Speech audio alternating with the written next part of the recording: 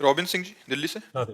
राधे राधे महाराज जी। गुरुदेव भगवान, आपको सुनने से पहले का जीवन व्यर्थ ही भोगों में वासनाओं में गुजारा, लेकिन आपको सुनने के बाद पता चला कि मनुष्य के जीवन का उद्देश्य भगवत प्राप्ति है। अब लगता है कि मैंने अपने जीवन के 55 वर्ष ऐसे ही व्यर्थ गुजार दिए। पिछले 3 वर्षों में मेरी 2 बड़ी सर्जरी हुई महाराज जी, जिसके कारण मैं बहुत पीड़ा से गुजरा हूं और डिप्रेशन में आ गया हूं। उसकी दवाई खा रहा हूं बट उसको स्वीकार नहीं कर पा रहा, सर्जरी और पीड़ा की स्वीकृति नहीं, जिसके कारण मैं उसी में उलझा रहता हूं। डर और भय का सामना करना पड़ रहा है महाराज जी। ऐसे में भगवत प्राप्ति का मार्ग कैसे नहीं नहीं, बहुत गड़बड़ स्थिति स्वीकार किए हो। काहे को परेशान, डिप्रेशन में काहे चले जाओ।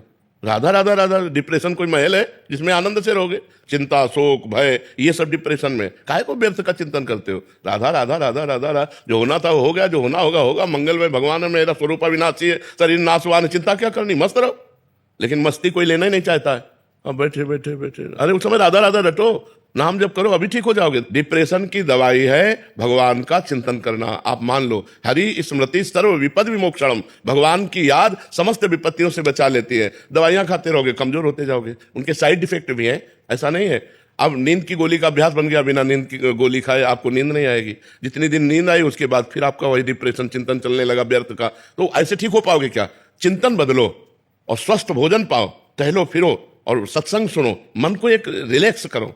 मन को बार बार इतना चिंतन किए हुए हो कि वो डिप्रेशन में जा रहा है, चिंतन करो भगवान का। काहे को व्यर्थ चिंतन करते हो? जो हो गया उसका क्या चिंतन? हर कष्ट सहते हुए मस्त रहने का उपाय है राधा राधा राधा राधा। काहे को चिंता करते हो? जब मरना है तभी मरोगे, जो होना है उसे रोक सकते नहीं, तो क्या चिंतन करे? राधा राधा राधा, हे भगवान मैं तुम्हारी शरण में हूं। क्या परेशान? हे भगवान ठीक कर दो, ऐसा भी नहीं सोचा? ठीक तो नहीं करेंगे, क्योंकि पाप कर्म किया हमें भोगना पड़ेगा। अगर ठीक करते तो तुम 10-5 माला जपते हो। बचपन से बाबा जी हैं, बड़े बड़े सिद्धों के नहीं ठीक करते। रामकृष्ण परमहंस जी के गले में कैंसर था, हनुमान प्रसाद पोद्दार भाई जी के उदर में कैंसर था, स्वामी राम सुखदास जी के ब्रह्मरंध्र में कैंसर था। बड़े बड़े सिद्धों के आखिरी जन्म होते हैं और उनको कष्ट भोगना पड़ता है। अवश्य में वो भोक्तव्यम कृतम कर्म शुभाशुभम। हाँ, भोगने की सामर्थ्य दे देंगे। गुरुदेव, प्रारब्ध प्रारब्ध प्रारब्ध प्रारब्ध, प्रारब्ध बहुत बुरा प्रारब्ध होता है। प्रारब्ध जो आता है फिर बड़े बड़ों को भोगना। महाराज जी सामर्थ्य किसे कहते हैं? जैसे हम बैठे हैं तुम्हारे सामने, मुस्कुरा रहे हैं, किडनी फेल है, हमारे हृदय में आनंद की उबाल आती रहती है, हम मस्त रहते हैं।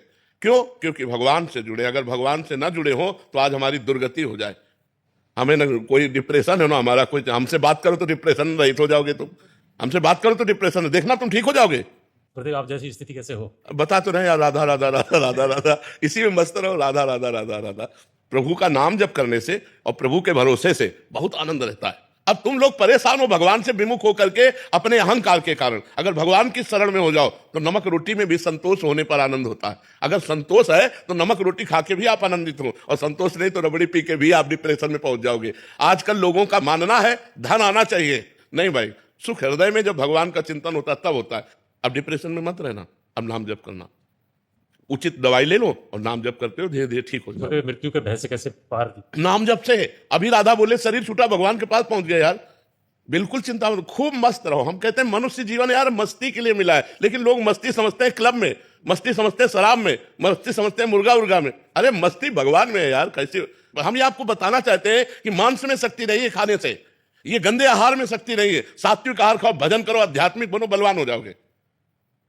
सच्ची कहते हैं। आप लोग जीना नहीं जानते हो, अगर जीना सीखो, 4 बजे तड़के उठो, भगवान का नाम स्मरण करो, जल पियो, शौच जाओ, स्नान करो, 2 किलोमीटर दौड़ो, 10-15 मिनट दंड बैठक मारो। अभी देखो शरीर चमकने लगे। अभी पवित्र भोजन पाओ। ये पिज्जा बर्गर खा करके, चाउमीन पाउमीन खा करके थोड़ी कोई स्वस्थ होता है। आजकल की यही सब खा रहे नहीं। रोटी बनाने की आलस्य है तो सैंडविच जो उधर दिए उसमें बस ऐसे ऐसे खान पान, बाजार का खान पान पसंद है, होटल का खान पान पसंद। अरे आधा किलो माठा, 100 ग्राम मक्खन और 4 रोटी पाव, देखो मैंने कैसे होते हो, कैसा शरीर आपका स्वस्थ होता है। अब ये चीजें तो है नहीं, हम तो ये चीजें गांव वाली हैं। गांव में स्वस्थ भोजन, चूल्हे की 4 रोटी, आधा किलो 1 किलो माठा पिए, तगड़े तंदुरुस्त घूम रहे। अब यहाँ सुबह बेड टी चाहिए, सुबह उठते, और सुबह कब होगा पता नहीं, 10 बजे की 11 बजे ये भी नहीं है। सूर्य उदय के समय उठने से हमारे अंदर ऊर्जा शक्ति बढ़ती है, बौद्धिक शक्ति बढ़ती है, हमारी आयु बढ़ती है। जब हम सूर्य उदय में सो रहे हैं, उसे लगभग अब सबका सोना 10-11 बजे तक रहता है। कोई ऐसे बिरले जो सत्संगी जन है, जो थोड़ा संयम में आ रहे हैं, वो भले 4 बजे उठते हो। नहीं, 4 बजे कौन उठता है? 2 बजे तो सोते हैं, 2 बजे रात्रि तक जगते हैं और फिर सोते हैं, 10-11 बजे उठते हैं। अब 4 बजे उठने वाले इतने, बताओ 4 बजे कौन उठता है? हाँ चलो 2-3-4 हाथ तो उठे यार। 3:30 पौने 4 बजे अपने आप नींद खुल जाए। 1 बजे हम उठ जाते हैं। 1 बजे हाँ, उठना चाहिए और अपनी कमाई करना चाहिए, भगवान नाम की कमाई करना चाहिए, क्योंकि यार मरना है। न रुपया पैसा साथ जाएगा, न परिवार साथ जाएगा, न मकान साथ जाएगा, आपका भजन साथ जाएगा और आप प्रसन्न रहेंगे। अब इसीलिए गरज गरज कर कहते हैं, अपना उदाहरण देते हैं कि यार ऐसी समस्या में भी यदि आनंदित रहा जा सकता है तो केवल भगवान की शरण में रहकर रहा जा सकता है, भगवान नाम जप करके रहा जा सकता है। नहीं, सब परेशान है। तो अगर हमारी बुद्धि शुद्ध हो तो हम स्वयं सुखी रह सकते हैं और दूसरों को सुखी कर सकते हैं। तो बुद्धि कैसे शुद्ध होगी? अच्छे आचरण से। अच्छे आचरण कैसे होंगे? जब हम भगवान का नाम जप करेंगे, जब हम अध्यात्म से जुड़ेंगे, जब हम संतों की बात सुनेंगे, संतों की बात मानेंगे, तभी। नहीं तो फिर कैसे बुद्धि कैसे पवित्र होगी? आजकल सबके पास मोबाइल है, गंदी गंदी बातें देखते हैं, गंदे गंदे विचार आते हैं, गंदी गंदी क्रियाएं करते हैं, इसीलिए पतित होते चले जा रहे हैं, चाहे बच्चा हो, चाहे बच्ची हो, चाहे बूढ़ा हो, चाहे जवान हो। अब कल एकांतिक में कहे हमारे माता पिता हमारे सामने गंदे आचरण करते हैं, मतलब माँ अन्य पुरुष से और पिता अन्य स्त्री से। अब हमारा क्या कर्तव्य है? अब बोलो, बच्चा जवान प्रश्न ऐसा कर रहा है, अब क्या उत्तर दे? क्या उत्तर दे? कैसे हमारा समाज सुव्यवस्थित रहे? छोटी छोटी बच्चियों के साथ लोग गंदे आचरण कर रहे हैं, पशु की तरह हिंसा कर रहे हैं, बच्चियों की आग में जला दिया। ऐसे ये क्या बुद्धि हो रही है? ये समाज की बुद्धि तभी सुधरेगी जब अध्यात्म जाए, इनकी खोपड़ी में धर्म घुसे, तब उनके समझ में आएगा। अब तो राक्षस बन रहे हैं, मतलब कैसे ऐसे ऐसे आचरण कर रहे हैं जो सोचकर लगता है कि कैसी दुर्गति की वृत्तियां बढ़ रही हैं। जवान जवान बच्चे, जवान जवान बच्चियां, कोई ब्रह्मचर्य नहीं, कोई धर्म नहीं, मनमानी आचरण कर रहे हैं। इसलिए हमें लगता है अध्यात्म सुनो, धर्म से चलो, अपनी इंद्रियों को कंट्रोल रखो, नाम जप करो, तुम्हें आनंद हो जाएगा। अंजू जी महाराष्ट्र से। महाराज जी, आपके चरणों में कोटि कोटि नमन। महाराज जी, क्या हम भक्ति मार्ग और ज्ञान मार्ग दोनों पर एक साथ चल सकते हैं? क्योंकि इस जीव को दोनों ही रास्ते बहुत प्रिय हैं महाराज जी। रास्ता थोड़ा तो चल सकते हैं, आगे नहीं चल सकते, क्योंकि ज्ञान में अहम ब्रह्मास्मि है और भक्ति में दासोहम है। तो दोनों को कैसे हो सकता है? मैं स्वयं ब्रह्म हूँ और मैं भगवान का दास हूँ, तो दोनों मार्ग अलग अलग हैं। तो थोड़ी दूर तक तो चल सकते हैं, थोड़ी दूर का मतलब सिद्धांत तक चल सकते हैं। क्योंकि जैसे मन का निग्रह करना है, इंद्रियों का निग्रह करना है, चिंतन भगवान का करना है, लेकिन जब आगे हम बढ़ेंगे लक्ष्य की तरफ तो दोनों का लक्ष्य अलग अलग हो जाता है। वो निराकार की तरफ जाता है, ये साकार की तरफ जाता है। वो अहम ब्रह्मास्मि आत्मस्वरूप की तरफ जाता है, ये भगवान से प्रेम करने की तरफ जाता है। भगवान का नाम रूप लीला गुणधाम, इसमें प्रेम करके रोना और उसमें समाधिस्थ होना, दोनों में अंतर है। अंतिम ज्ञान का लक्ष्य और भक्ति का लक्ष्य दोनों अलग अलग हैं। उसमें आत्मस्वरूप में स्थित होना है, इसमें आत्मस्वरूप भगवान में प्रेम करना है। भगवान में समा नहीं जाना है, भगवान में प्रेम करना है, उसमें भगवान में लीन होना है। जसवंत सिंह जी उत्तराखंड से। राधे राधे महाराज जी। महाराज जी, जब संसार के रिश्ते मोह और जिम्मेदारियां हमें बांधती हैं, तब निष्काम भक्ति और ईश्वर से जुड़ाव कैसे बनाएं? नाम जप।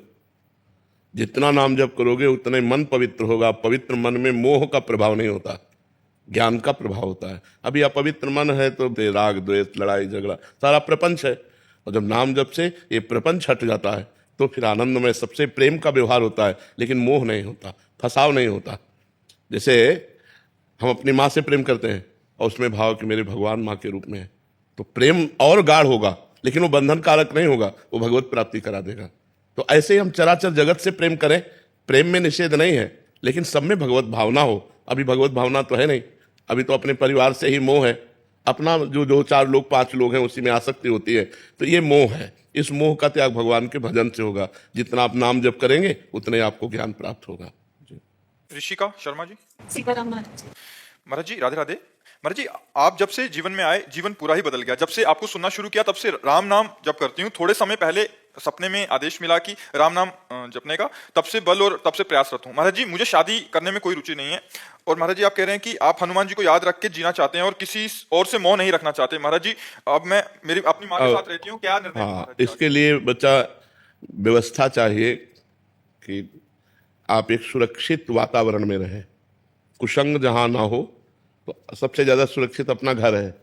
यदि हम अपने परिवार से घिरे हुए रहें और मोबाइल का दुरुपयोग ना करें, मोबाइल से भी कुसंग होता है, और अपनी मन और इंद्रियों को भगवान में लगावें तो अच्छी बात है। यदि आपको गृहस्थी में नहीं जाना तो हमारे भगवान ने 2 मार्ग बनाए हैं, एक निवृत्ति और एक प्रवृत्ति। प्रवृत्ति में गृहस्थी मार्ग से जाकर भगवान की प्राप्ति करना है और निवृत्ति में विरक्त होकर भगवान की प्राप्ति करना है।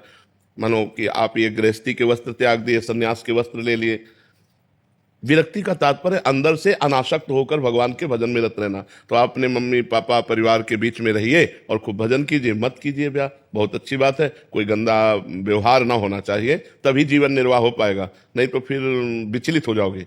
बहुत बड़ा जीवन है, बहुत बड़ा जीवन। मान लो मोबाइल से गंदा संग हो गया, या किसी स्त्री का गंदा संग हो गया, या किसी पुरुष का गंदा संग हो गया, तो भ्रष्ट होने के चांस है, मार्ग से गिर जाने के चांस है। यदि कुसंग ना हो तो फिर हमारा जीवन भगवान का भजन करते हुए पवित्र निर्वाह हो सकता है। अब ब्याह भी नहीं किया और चरित्र भी सही नहीं, तो फिर तो बहुत कूड़ा जीवन हो जाएगा। इसलिए ब्रह्मचर्य से रहना है तो फिर पूरा ब्रह्मचर्य से रहना है। खान पान संयम नियम अपने को एक सन्यासी स्वरूप में अंदर से चिंतन करना है, और सांसारिक श्रृंगार नहीं करना। वो उचित वस्त्र, सात्विक वेशभूषा, श्रृंगार रहित जीवन, और खूब भजन करो तो निर्वाह हो जाएगा, और इसी जन्म में भगवान की प्राप्ति हो जाए, अच्छी बात है। कार्तिकेय दीक्षित जी, यूएस। राधे राधे, जय श्री राम। राधे राधे महाराज जी। महाराज जी, नर का नारायण से मिलन कब होता है? उसका आत्मसमर्पण प्रथम और अंतिम लक्ष्य क्या है? क्या संकेत हैं कि हम सही जगह पे पहुंच चुके हैं महाराज? देखो, प्रथम संकेत तो हमें मनुष्य शरीर मिला, ये भगवान की विशिष्ट कृपा है। दुर्लभो मानुषो देहो देही नाम क्षणभंगुरः तत्रापि दुर्लभम मन्येत वैकुंठ प्रिय दर्शनम। महाराज निमि जी कह रहे हैं कि सबसे दुर्लभ बात है मनुष्य का शरीर मिलना, पर है क्षणभंगुर, कभी भी नष्ट हो सकता है। इस क्षणभंगुर शरीर में भगवान के प्रेमी महात्माओं का मिलना, ये अत्यंत दुर्लभ है। तत्रापि दुर्लभम मन्येत वैकुंठ प्रिय दर्शनम। जो जिसको देखकर भगवान प्रसन्न होते हैं, ऐसे संत का मिलना बड़ा दुर्लभ है। यदि संत मिल गए तो प्रथम प्रारंभ शुरू हो गया हमारे अध्यात्म का। प्रथम भगति संतन कर संगा, जब द्रवहि दीन दयालु राघो तो साधु संगति पाइए। जब हम भगवान के प्रेमी संतों का संग पा जाते हैं तो वहीं से हमारा आत्म विस्मरण जो हुआ था वो आत्मस्मरण प्रारंभ हो जाता है। वहीं से हमारा भगवान से अपनापन प्रारंभ हो जाता है। वहीं से हमारे विकार छूटने लगते हैं। वहीं से हमारे देह भाव में कुल्हाड़ चलने लगती है, विवेक की कुल्हाड़ देह भाव में चलने लगती है। और जैसे जैसे हमारा देह भाव छूटा, सांसारिक चिंतन छूटा, और भगवान का निरंतर चिंतन और भगवद अर्पित आचरण, तदर्पिता अखिलाचारिता तद स्मरणेन परम व्याकुलते थे। समस्त आचरण भगवान को समर्पित, और भगवान का एक क्षण के लिए भी विस्मरण असह्य हो जाए तो समझ लेना चाहिए हमारा जीवन भगवत मार्ग में अग्रसर हो रहा है। और जब भगवान के सिवा न बाहर कोई दिखे न अंदर कोई दिखे तो समझे अब हमारा काम हो गया। जब बाहर भी जड़ चैतन्य में वासुदेवा सर्वमिति समहात्मा सुदुर्लभा, सर्वत्र भगवान वासुदेव विराजमान है। वासना वासुदेवस्य वासितम भुवनत्रयम सर्वभूत निवासोस्मि वासुदेव नमोस्तुते। भगवान वासुदेव की ही इच्छा से ये समस्त जगत का वास हुआ, और इस जगत में जो बसा वो भी वासुदेव ही है। वासुदेव के सिवा कोई नहीं है। ऐसे मैं वासुदेव को नमस्कार करता हूँ। जब बाहर वासुदेव और भीतर वासुदेव दोनों जगह एक ही भगवान नजर आने लगे, समझ लेना चाहिए अब हमारा अंतिम जन्म है। अगर जन्म भी होगा तो भगवत पार्षद के रूप में होगा, कर्म बंधन के रूप में नहीं। चारू जी, दिल्ली से। राधे राधे महाराज जी। महाराज जी, जब तक गुरु का साक्षात्कार न हो तब तक हम अपने नाम जप किस प्रकार और क्या करें? जो भगवान का नाम प्रिय हो, खूब नाम जप करो। नाम ही गुरु है। आप राम राम जप रहे हो, राम नाम ही गुरु है। वो आपको गुरु से मिला देगा, भगवान से मिला देगा, आपके अंदर ज्ञान पैदा कर देगा, सब कुछ हो जाएगा। नाम पकड़ लो, हम खुली बात कहते हैं, नाम पकड़ लो, तुम्हारा परम मंगल हो जाएगा। हमारे खुद 3 माया के बंधन है, कंचन कामिनी कीर्ति। हमारे अंदर कंचन का लोभ है, या कामिनी का लोभ है, या मान प्रतिष्ठा का लोभ है, तो हमारा ज्ञान किस काम का रहा? तो हम ये कहते हैं नाम जप करो। नाम जप से ही जो ज्ञान प्रकट होगा वो माया का नाश करेगा। पढ़े लिखे ज्ञान से माया का नाश नहीं होता। माया का नाश होता है भजन करने से। वारि मथे घृत होए बरु सिकता ते बरु तेल, बिनु हरि भजन भवतरी या सिद्धांत पेल। पानी मथने से भले घी निकल आवे, असंभव। बालू पेरने से भले तेल निकल आवे, असंभव। ये असंभव संभव भले हो जाए, लेकिन बिना भगवान का भजन किए कोई संसार से नहीं तर सकता। इसलिए पहले आचरण सुधारो। भजन करना है तो भोजन सुधारो, संग सुधारो, देखना सुनना बोलना कंट्रोल में करो।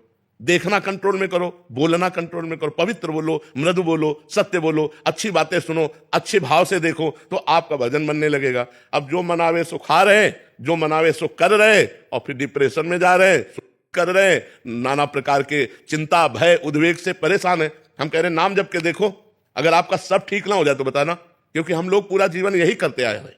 भगवान के भरोसे होके भगवान का नाम जप करके ही तो इस माया पर विजय प्राप्त की जा सकती है। कोई खिलवाड़ नहीं है।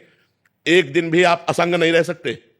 कुछ ना कुछ चाहिए, कोई ना कोई चाहिए, चाहे नशा, चाहे कोई शरीर, चाहे कोई भोग। एक दिन भी असंग नहीं रह सकते। और पूरे जीवन महात्मा असंग रहता है। ना कोई नशा, ना कोई व्यभिचार, ना किसी से संपर्क, ना कोई दोस्त, ना कोई मित्र, ना कोई फ्रेंड। तो क्या, क्यों?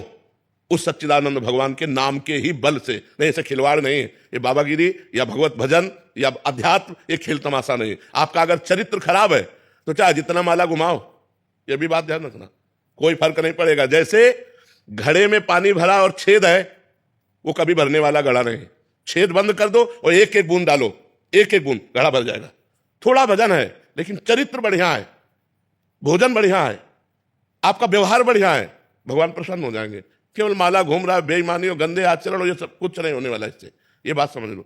इसलिए भगवान का नाम जप करो, भगवान का नाम ही गुरु है। वो आपको संत से मिला देगा, वो आपको भगवान से मिला देगा, वो आपके अंदर ज्ञान प्रकट कर देगा। पर नाम जप करते रहो, नाम जपते। आज कलयुग में दूसरा साधन सफल नहीं है, पक्की बात समझ लो। कृतयुगम ध्यायते विष्णु तेतायाम यजते मखई द्वापरे परिचर्यायाम कलो तद्धर कीर्तनात्।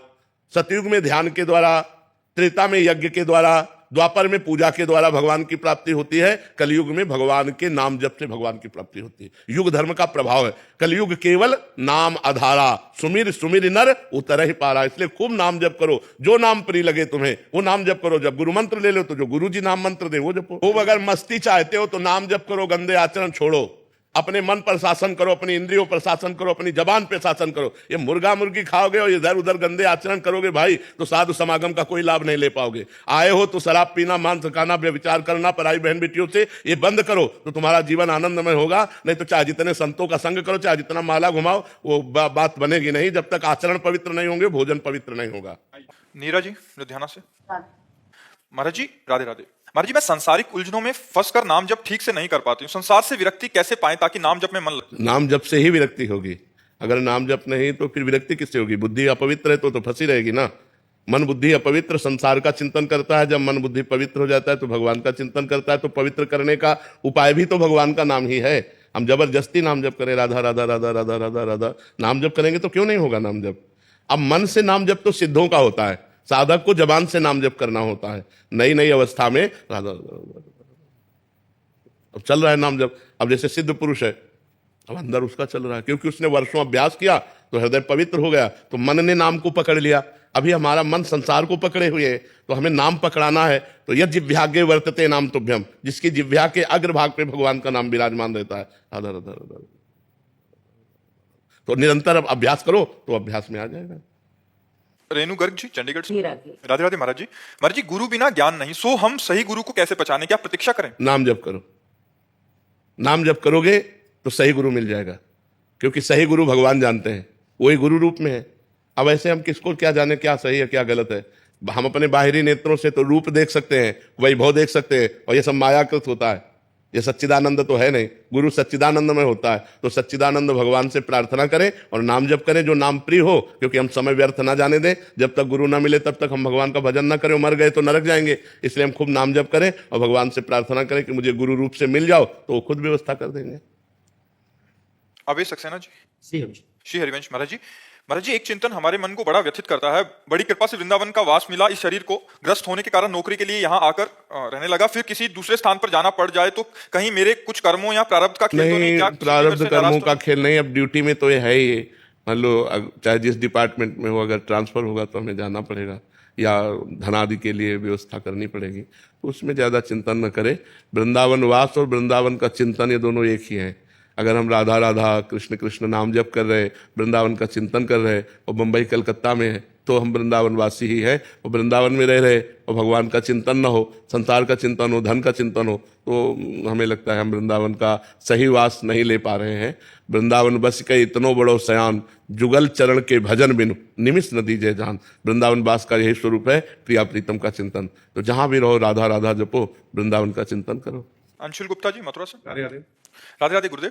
गुरुदेव भगवान, मैंने आपको अपना गुरुदेव मान लिया है। आपके आदेशानुसार मैं कुछ प्रभु कृपा से नाम जप की भी कोशिश कर रहा हूँ। मेरे दिमाग में, मन में हर समय आपका चिंतन रहता है। गुरुदेव भगवान, मैं आपके मस्तक पर राधा नाम लिखने का प्रयास करता हूँ। क्या ये सही है महाराज? हाँ ठीक है। ध्यान देखो, ध्यान मूलम गुरु मूर्ति, पूजा मूलम गुरु पदम, मंत्र मूलम गुरु वाक्यम, मोक्ष मूलम गुरु कृपा। हमारी मान्यता से ही हमको भगवत प्राप्ति होती है। जब हम किसी पत्थर में भगवान मान लेते हैं तो हमें भगवान से प्रेम होने लगता है।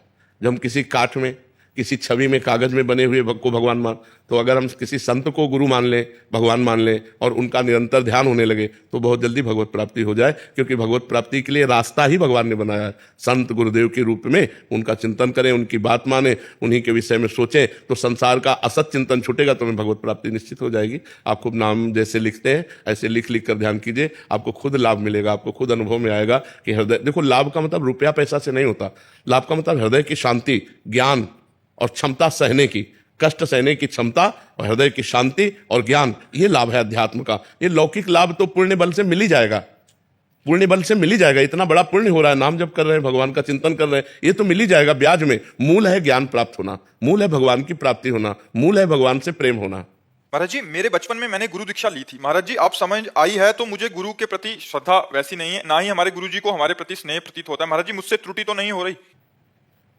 गुरु जी हैं अभी वर्तमान में, वैसे गुरु चरणों में प्रीति करना ही ठीक है। जो गुरु जी ने नाम दे दिया वही नाम जप करो। सत्संग कहीं भी किन्हीं भी संत का सुन सकती हो, सत्संग तो सब संतों की वाणी भगवत स्वरूप होती है, लेकिन गुरुदेव तो गुरुदेव है। वो हमें प्यार ना करें, लेकिन हम उनका सम्मान और प्यार जरूर करेंगे। हम अपने भाव में उन्हीं को परब्रह्म स्वरूप मानकर आराधना करेंगे। वो हमारी उपेक्षा कर दे तो कोई बात नहीं, वो स्वामी है, लेकिन हम उपेक्षा नहीं कर सकते क्योंकि हम सेवक हैं। ऐसी भावना रखनी चाहिए। महाराज जी, जाने अनजाने में अगर आपने किसी का दिल दुखाया हो और कुछ गलत कहा हो और आपने उस अपराध की बहुत बात अनेकों बार माफी भी मांग ली हो, लेकिन सामने वाला व्यक्ति आपको माफ ना करने और पुरानी बात, उससे कोई फर्क नहीं पड़ता, उससे कोई फर्क नहीं। यदि आपने गलती मान ली है, कोई ऐसी दुखद क्रिया, दुखद वार्ता हुई, तो आपको बड़ा पश्चाताप हो रहा है, आप उससे क्षमा याचना कर लिए, इसके बाद वो क्षमा नहीं करता, कोई फर्क नहीं पड़ता। वो न क्षमा करे, मालिक क्षमा कर दिया, आपके हृदय में जो जलन हुई, जो पश्चाताप हुआ, वही उसका प्रायश्चित हो गया। वो क्षमा ना करे अपने द्वेषवश, तो जलता रहे, उससे कोई फर्क नहीं पड़ता। आपको वो क्षमा हो गया, भागवतिक विधान से क्षमा हो गया। यदि हृदय से मान लिए तो क्षमा हो गया, उसके क्षमा करने ना करने से कोई फर्क नहीं पड़ता। क्योंकि वो अगर द्वेषी पुरुष है तो अब आप बार बार नमन कर रहे हो, बार बार क्षमा मांग रहे हो, नहीं तो अपना भोगे, आपका क्षमा हो गया, क्योंकि आपने हृदय से प्रायश्चित मान लिया। और व्यवहार में अगर कोई निकट संबंधी हो तो फिर व्यवहार कैसा रखना चाहिए? प्रिय, अपनी तरफ से प्रिय व्यवहार रखना चाहिए। वो कटुकरे करने देना चाहिए, अपनी तरफ से प्रिय व्यवहार रखना चाहिए। अपनी तरफ से दोबारा चूक नहीं होनी चाहिए, अपनी तरफ से प्यार भरा व्यवहार होना चाहिए। और वो कटु करे तो करने दे, कोई उससे फर्क नहीं पड़ता, क्योंकि वो अपने स्वभाव से बरत रहा है, आप अपने स्वभाव से बरत रहे हैं। उसका स्वभाव द्वेषी है, वो जलेगा, वो आपका उपहास करेगा, आपकी निंदा करेगा, आपको दुख पहुंचाने की चेष्टा करेगा। आप मृदु मुस्कान के साथ उसका पवित्र व्यवहार कीजिए, तो वो भगवान देख रहे हैं, वो आपका मंगल करेंगे। मुस्कान जी, पुणे से। राधे राधे महाराज जी। महाराज जी, मैं श्री कृष्ण जी को माधुर्य रस के भाव से नित्य स्मरण करती हूँ और गीता जी का पाठ 2 वर्ष से कर रही हूँ, परंतु महाराज जी मेरी हिंदी अच्छी नहीं होने के कारण श्लोक का शुद्ध उच्चारण सही प्रकार से नहीं कर पाती। महाराज जी, ये मेरे हृदय की एक प्रकार की कमी नहीं होता है। महाराज जी, भगवान इस श्लोक से नहीं मिलते। मान लो कोई संस्कृत का भारी विद्वान है, तो क्या उसको भगवान मिल जाएंगे? क्या, भगवान भाव से मिलते हैं। आप हिंदी पढ़िए गीता जी की, और जो गीता जी कह रही है वो जैसे मानो, अनन्य चेता सततम यो माम स्मृति नित्यसः तस्याहम सुलभा पार्थ नित्ययुक्तस्य योगिनः। ये श्लोक पढ़ लिया, अब इसका हम भाव नहीं समझा तो पुण्य तो हो जाएगा, लेकिन लाभ नहीं मिलेगा। लाभ क्या है? जो हम इसका भाव पढ़ा, भगवान कह रहे हैं जो मेरा अनन्य चिंतन करता है, जो मेरे से युक्त हो जाता है, मेरा ही भरोसा रखता है, मैं उसके लिए सुलभ हो जाता हूं। अब ये बात पकड़ लो कि भगवान कह रहे मेरा जो अनन्य चिंतन करता है, मेरा दृढ़ भरोसा रखता है, मेरे से युक्त रहता है, मैं उससे प्राप्त हो जाता हूं। एक श्लोक की बात मान लो, पूरी गीता का फल मिल जाएगा। कोई श्लोक में एक श्लोक की बात मान लो, हम पूरी गीता कंठस्थ कर लें और भजन ना करें तो हमें लाभ नहीं मिलेगा। हम एक श्लोक की बात पकड़ लें कि भाई भगवान कह रहे मेरा निरंतर भजन करो, बस रोज हिंदी से तो हिंदी आती तो अर्थ तो पढ़ ही रहे ना, तो बस खूब भजन करो और अर्थ पढ़ो, भगवान इसी से प्रसन्न है। भगवान हर विद्या से भगवान की प्राप्ति होती है। मान लो संस्कृत एक विद्या है, अब सबको संस्कृत नहीं याद तो क्या भगवत प्राप्ति नहीं कर सकता? वो कर सकता है। हिंदी हमारी मातृभाषा है, ये तो हमें सहज में याद है, सहज में हमारा अधिकार हिंदी में। संस्कृत है, अंग्रेजी है, महाराष्ट्री है, उड़ीसा भाषा है, उर्दू भाषा, अलग अलग भाषाएं, सब अपनी अपनी भाषा से भगवान को बचते हैं। तो भगवान से ही तो हर भाषा का प्रादुर्भाव हुआ। तो हम अगर हिंदी से प्रार्थना करते हैं तो हमें भगवान की प्राप्ति हो जाएगी। हम हिंदी से अर्थ पढ़ लेते हैं तो भगवान की प्राप्ति हो जाएगी, इसमें कोई संशय नहीं। शहीद चतुर्दशी जी हम पढ़ते हैं, लेकिन उसका मतलब पूरा मीनिंग हमें भी कभी कभी नहीं आता। हाँ, अगर ना भी समझ में आए तो ये मंत्र है, श्याम श्यामा प्रगट प्रगट अक्षर निकट प्रगट रसवत अति मधुर वाणी, ये दिव्य लीला है। गीता सिद्धांत है, सिद्धांत समझना आवश्यक है, और लीला गायन की जाती है। गायन करने से धीरे धीरे लीला चिंतन बनने लगेगा। अब जैसे चतुरासी जी का 45वां पद है, आवत श्री वृषभानु दुलारी, आवत श्री वृषभानु दुलारी, रूप राशि अति चतुर शिरोमणि, अंग अंग सुकुमारी। अब इसका हम जैसे भाव जब चिंतन बनेगा, अब उसके चिंतन में दिखाई दे रहा है कि श्री जी आ रहे हैं, आवश्य वृषभानु दुलारी, लाडली जी महाराज पधारे। कैसे रूप की राशि है और चतुरता की सीमा है, अंग अंग से सुकुमारता टपक रही है। जब गाते गाते ये रूप झलकने लगेगा तब रंग आ जाएगा। अभी हमको केवल गायन करना है, गान करने मात्र से ही हमारा परम कल्याण हो जाएगा। अगर हम 84 जी का गान रोज करते हैं तो 84 लाख योनियों में नहीं जाना पड़ेगा। छुट्टी 84 भ्रमंते निर्खय जुगल किशोर, निर्खय जुगल किशोर भोर रैन न जाने, पिए रूप रस मत भयो कछु मन नाने। प्रेम लक्षणा भक्ति हो यही आनंदकारी। यदि 84 जी का गान करते तो प्रेम लक्षणा भक्ति प्रकट हो जाएगी, प्रिया प्रीतम के दर्शन हो जाएंगे, 84 लाख योनियों से मुक्त हो जाएंगे और लीला में प्रवेश हो जाएगा। करते रहिए, वर्षों समझ में नहीं आएगा, वर्षों, क्योंकि बहुत ऊंची रस की स्थिति के पद है ना, वो धीरे धीरे समझ में आएगा। महाराज जी, आपने एक और समाधान बताया था, जैसे हम पाठ करते हैं यहाँ रसी पदों का पाठ करते हैं संस्कृत में, तो लास्ट में 2 मिनट या 4-5 मिनट राधा नाम कीर्तन या करने से भी त्रुटियों का शमन हाँ और प्रार्थना हाँ माफ हो हाँ जाता हाँ, है। बिल्कुल बिल्कुल। यद अक्षरम पदम भ्रष्टम मात्राहीनम च यद भवेत्, यदि अक्षर में मात्रा में पद में जो त्रुटि हो गई, नाम संकीर्तन करते ही उसकी पूर्ति हो जाती है। तो हम हर पाठ के बाद 2-4 बार तो नाम संकीर्तन करें हैं, जय जय राधा वल्लभ श्री हरिवंशी वृंदावन श्री वंचन। प्रबोध जी। राधे राधे। राधे राधे महाराज जी। महाराज जी, क्या आज कलयुग में भगवत प्राप्ति हो सकती है? और क्यों, भगवान है तो प्राप्त क्यों नहीं हो सकते? कोई भी युग हो, भगवान है। हम लोग ऐसे बैठे हैं क्या? पूरा जीवन ऐसे व्यतीत हो गया क्या? मजाक में जीवन व्यतीत होता है क्या? मजाक से काम क्रोधों को जीता जा सकता है क्या? हृदय में आनंद ना हो तो विषयों पर विजय ऐसे प्राप्त की जा सकती है? माँ बाप पत्नी पुत्र परिवार, इसी में तो पूरा जीवन पछड़े में जो फंसाए हुए हैं, और पूरा जीवन अकेले व्यतीत, क्या ऐसे हो गया? ऐसे हो जाएगा? पर वो नेत्र चाहिए, वो भाव चाहिए, वो विरह चाहिए, वो जलन चाहिए, वो भूख चाहिए, जिसमें भगवान मिले। तो भगवान ऐसे मिलते हैं जैसे तुम और हम। ये केवल कहने सुनने की बातें नहीं है, जाने मोरी छाती। अब ये सब वो थोड़ी कोई अपने अरबों के बैलेंस को बता देता है क्या कि मैं अरबपति हूं? उसकी चाल ढाल उठना बैठना से पता चलता है कि करोड़पति की खाकपति है। अपने आप अगर तुम्हारी दृष्टि है तो पहचान सकते हो। भगवान जब है तो मिल क्यों नहीं सकते? ऐसा कहीं लिखा है कि कलयुग में नहीं भगवान मिलेंगे? किसी भी ग्रंथ में, किसी भी पंथ में, किसी भी शास्त्र में ऐसा लिखा है कि कलयुग में हर युगों से जल्दी मिलेंगे। हमारी आयु 100 वर्ष और 10-10 हजार वर्ष एक एक पैर के अंगूठे के बल खड़े होकर जब भजन करते थे तब भगवान के दर्शन होते थे।